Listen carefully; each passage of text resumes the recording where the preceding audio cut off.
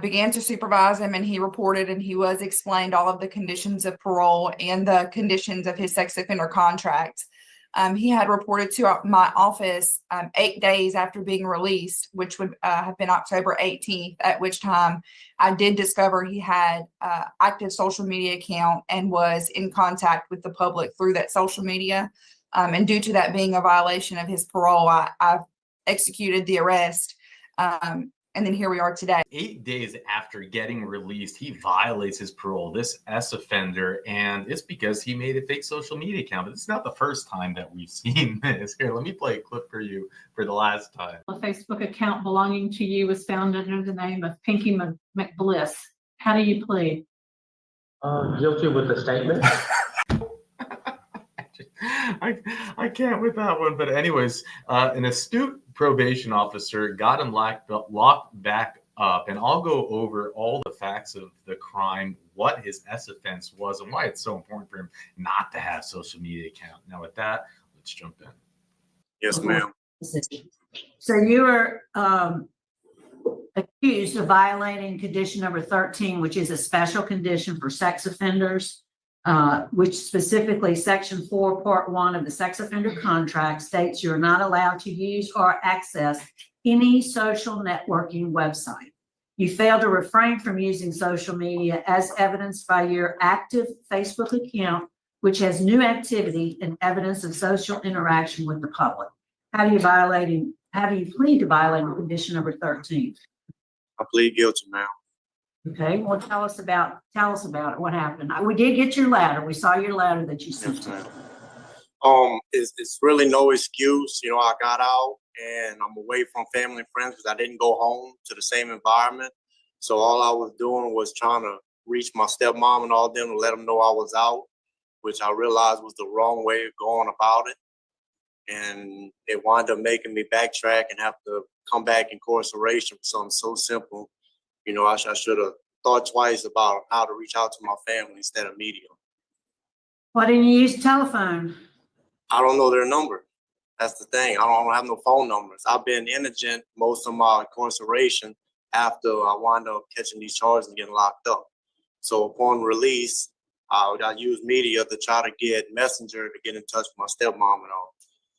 And I created a Facebook. And it's wrong. I had no excuse what I did, and I'm truly sorry for that, and I'm paying for it now. All right, and so, but you're familiar with the terms of your sex offender contract, right? Yes, ma'am. You know, that's not your instant offense was simple burglary. It's a prior sex offense.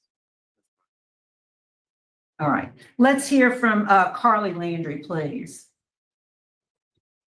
Yes, ma'am.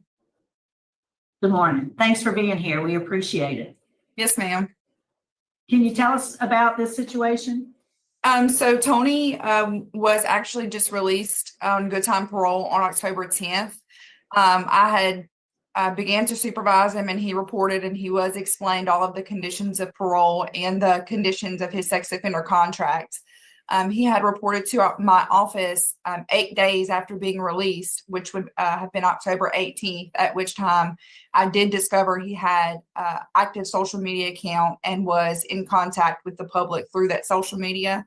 And due to that being a violation of his parole, I executed the arrest. And then here we are today. I haven't had much time to get to know Mr. LaBeouf, as he was only out for 8 days. But that was his only violation that I had come to learn of. Okay. Well, thank you. Thank you very much for your good work. Mr. LaBeouf, prior to your incarceration, I do see where you were, as she said, released October 10th. Before you went to jail on that occasion, did you have a Facebook account? Talking about before I got arrested for my sex offense charges. Before you got arrested and jailed for simple burglary of inhabited dwelling. Oh, yes, ma'am. What was your handle then? What was your name of that account? My name, my account was Tony. And what was the name of the account we're talking about today? Motive. Why did you change? Why is it that? Is that a name for you? before I caught the simple burglaries, I was towing. But when I got out from the simple burglaries, before I caught the sex offender charge, and I was Modi Odimo, which is Modi is my nickname. Odimo is my mama's maiden name. So I just changed my name because I was trying to leave my old lifestyle away. So when I got out this time, I wasn't trying to hide it. I just used my old nickname and my real last name instead of Tony LaBeouf. Mhm. And you said you went to a different area when you released, Yes, ma'am, Alexandra. and where are you originally from? I'm originally from Terrebonne Parish. Homa, in the Homa Yes, area? ma'am. Yes, ma'am, home. Right. And I do see, you had any relatives in Alexandria? No, I got stepsisters that live in Alexandria. My dad and all them, they from towards Marksville way. But you posted a picture, didn't you? Posted a picture on your new active Facebook account. You were watching football with a cousin or something?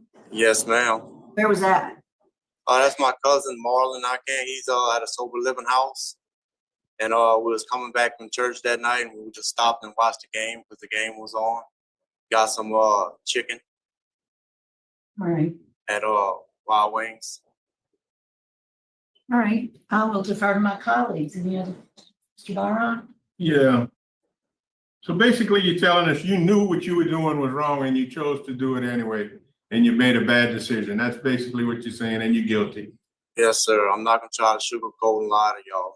I should have never activated Facebook regardless of what I was trying to do. How can we be assured that if we give you another chance, you're not going to go back to the same thing? You know, do you have your people's phone numbers and everything in place now? Yes, sir, I do. Back to the same situation. Yes, sir, I do. And if I don't, I know now that I could probably get with Miss Carly and she would probably go out her way to help me find what I need to find so I don't do this again. Do you still have a job if you release? Well, I'm not sure. I haven't been able to reach to nobody, but I do have my credentials, which I will go to Job Corps and do what I need to do to try to get a job. Like I was doing when I was out last time.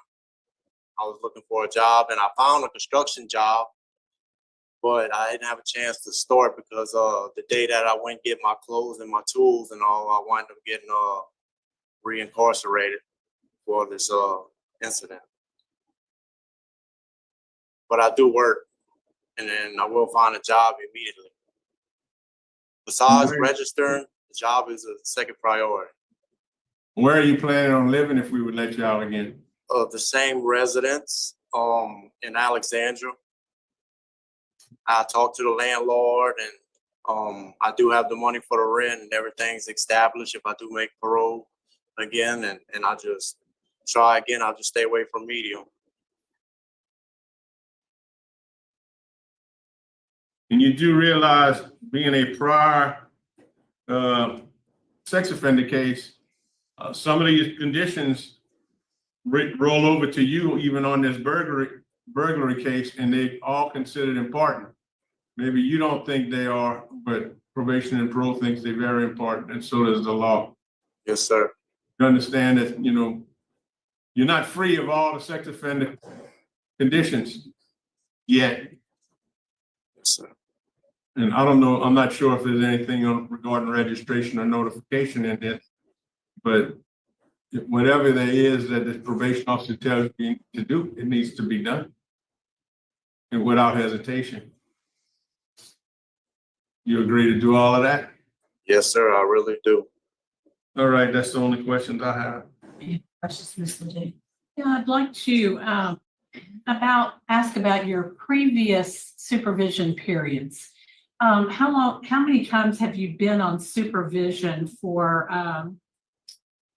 after being released? Oh, you're talking about parole, ma'am? Yes. I was on parole. The last time I got out, I stayed out a year and a half. I was in full compliance. Whenever I got moved from Alexandria to Terrebonne, I got proper transfer from probation and parole until I caught my my sex offense charge right after my wife passed, and when I got arrested, I was in full compliance all the way through. This time I went register. I try to be in full compliance. I just made a mistake and try to activate Facebook for wrong reasons. I could have thought a little bit more better and more professionally dealing with my freedom. And that's pretty much it, ma'am. You have a clear understanding, at least, of the system. I mean, you're a third-class offender, so Yes, ma'am. first time. So what kind of tools are you going to use to comply this time? What kind of support system do you have? Well, I have my stepmom and father, which is a support system for us mentally, not financially.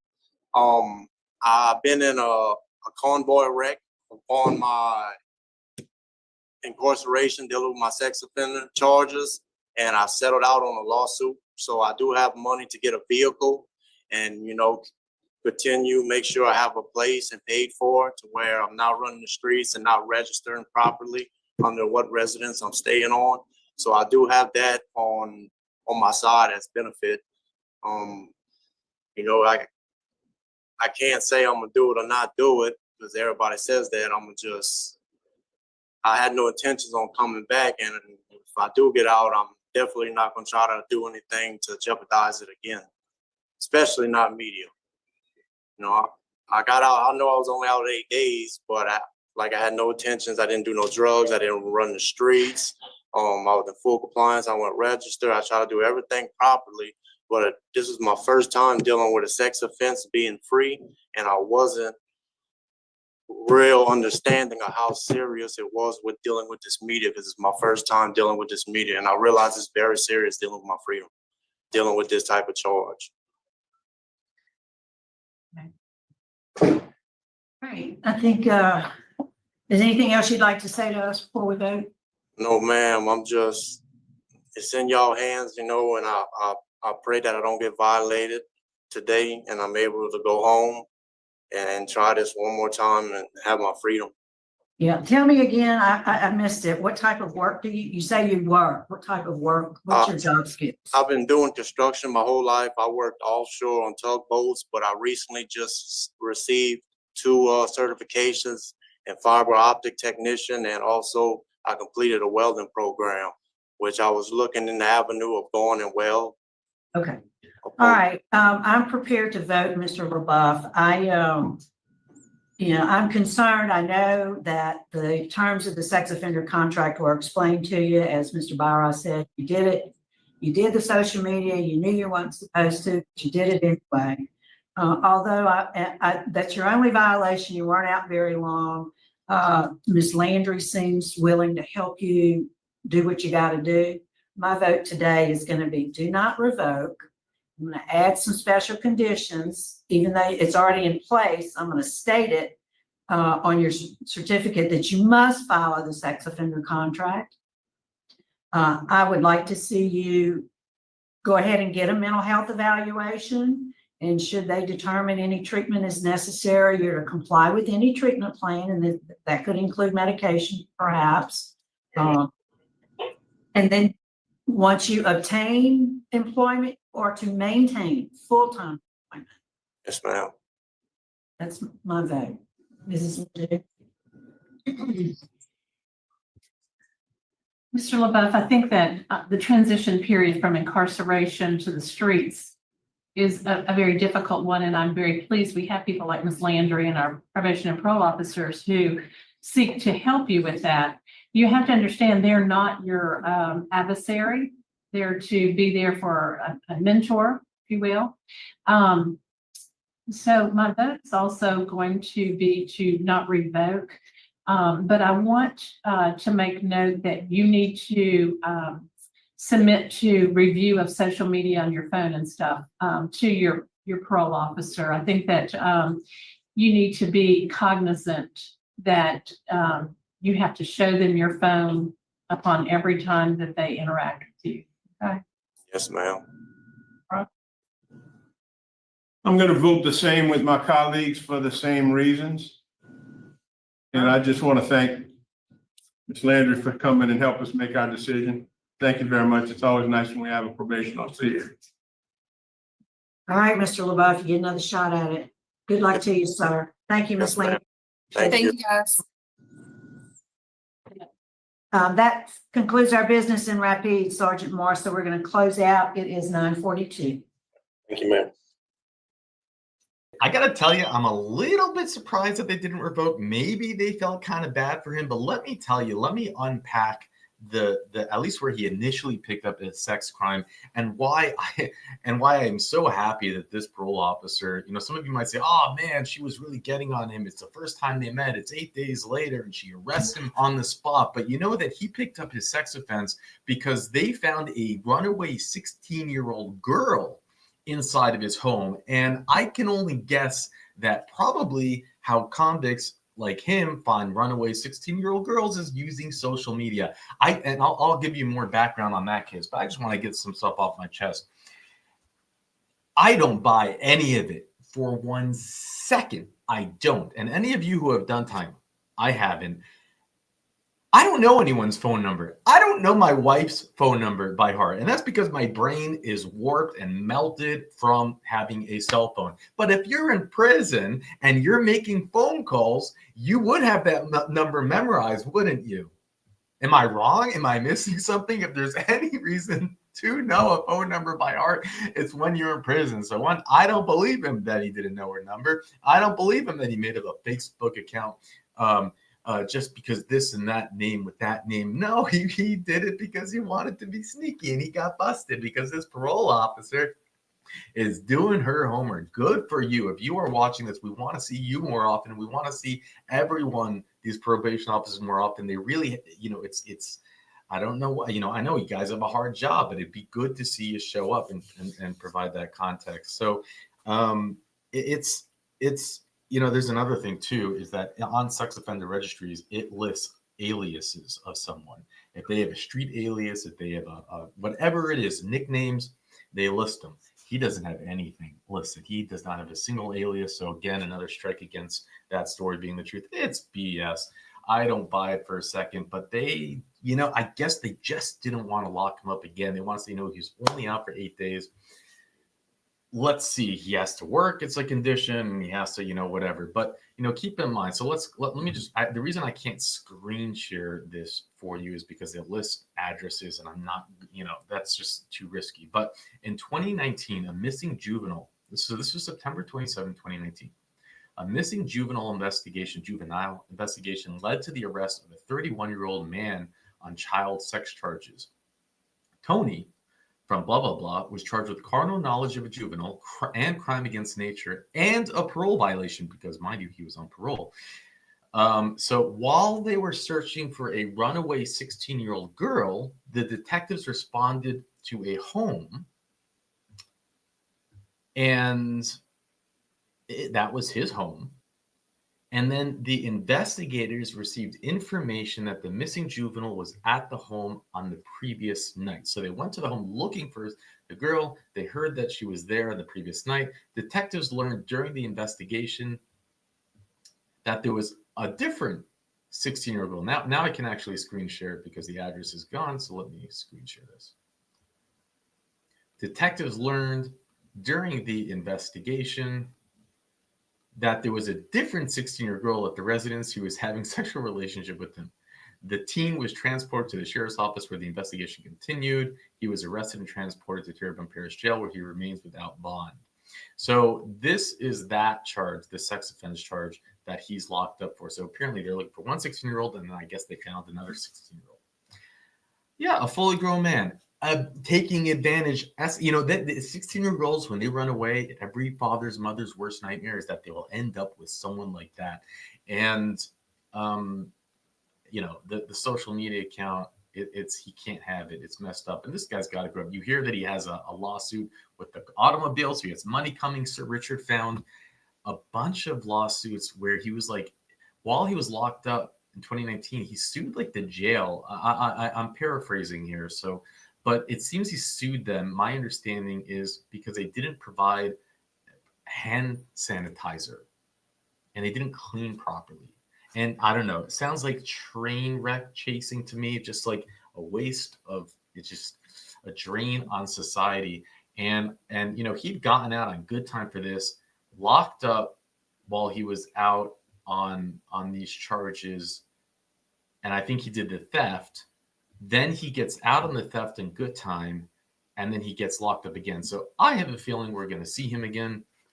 I don't know. And for those of you who are wondering about his neck tattoo, I asked Jesse, who's one of the few mods that we have on this channel, who's one of the earliest subscribers to the channel, and he has done hard time himself. I think something like 8 years. You can correct me if I'm wrong, Jesse, in the comments section. And I said, what does that tattoo mean? Because I was curious. And he said, you know, it's quite interesting. So 5150, it actually goes back to a code section from California, like involuntary psychiatric hold. It was like a code that they made, but now people widely use it in prison to tell other inmates that they're crazy. So that's like the signify. That's what you put on your neck to say, don't mess with me. I'm nuts. And yeah, for those of you who are shocked that one of our few mods that we have has done hard time, that's because we don't hate on inmates here. I know some of you come give that impression. You write in the comment section, Mandoo, you don't understand. There's no hate for doing time. You know, you do a crime, you serve the time, you rehabilitate, you change. That's a beautiful thing. That's a great thing, part of the system. What we hate on are those that try to harm children, those that try to harm others, those that don't want to do better, those that are a menace to society. That's the focus. Last time we had an offender show up and use an alias for Facebook. It was not as it was more creative, but not that great. Here, I'll play the clip for you first. I just have to ask, you look like you've been in an altercation. Yes, ma'am. I got jumped Sunday, jumped by three other inmates Sunday. Said went to my paperwork and found out that I was a sex offender. A Facebook account belonging to you was found under the name of Pinky McBliss. How do you plead? Guilty with the statement. Pinky something or other. Can you even imagine? That was the last sex offender. Man, if you haven't seen that parole hearing, you should check it out in the, I don't know, I'll have it pop up here somewhere. But with that, I'll let you go. A Facebook account belonging to you was found under the name of Pinky McBliss. How do you plead? Guilty with the statement.